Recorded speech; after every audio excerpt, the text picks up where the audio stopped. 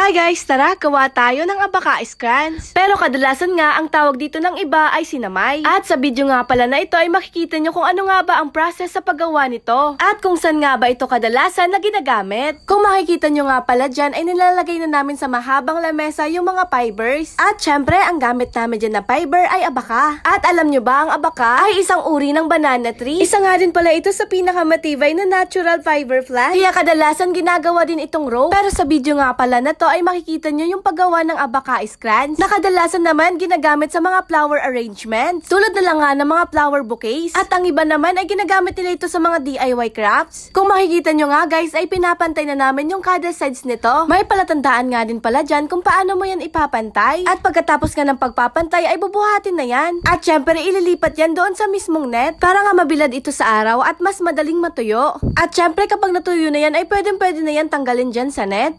At sayang nga kasi hindi ko na videohan yung pagtanggal namin dito sa net.